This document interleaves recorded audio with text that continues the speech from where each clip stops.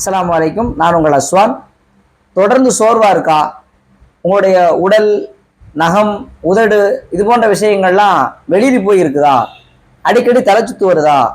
அப்படின்னா இந்த வீடியோ உங்களுக்கு தான். என்ன அப்படின்னு பார்த்தோம் அப்படின்னா, இது போன்ற அறிகுறிகள் உங்கள் உடம்புல இருக்குது அப்படின்னா நீங்கள் அனீமியாவில் பாதிக்கப்பட்டிருக்கலாம்.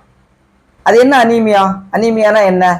அனீமியா அப்படிங்கிறது என்ன பண்ணி பார்த்தோன்னா, நம்ம உடல்ல தேவையான அளவுக்கு ஆக்சிஜன் நம்மளுடைய எல்லா உறுப்புகளுக்கும் போகணும். அதற்கு அடிப்படையாக இருக்கிறது என்னன்னு பார்த்தோம் அப்படின்னா ஹீமோகுளோபின். நம்ம ரத்தம் தான் என்ன செய்யுது அப்படின்னா, நம்ம ரத்தத்தில் இருக்கக்கூடிய இந்த ஹீமோகுளோபின் தான் இந்த ஆக்சிஜனை உடல் முழுக்க கடத்துது. எப்போ இது தடைபடுதோ அப்போ நமக்கு இந்த மாதிரியான சோர்வு வரும்.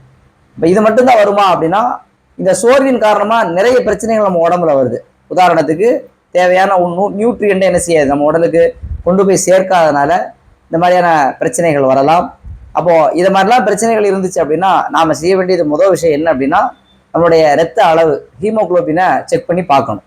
செக் பண்ணி பார்க்கறதன் மூலமாக நாம் இதிலிருந்து தவிர்த்து கொள்ளலாம்.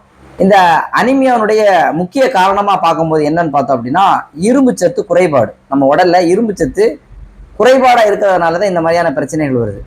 அப்போது இது அதிகமாக யாருக்கு வரும்னு பார்த்தோம் அப்படின்னா, பெண்கள், கர்ப்பிணி பெண்கள், தற்கால சூழல்ல குழந்தைகள்.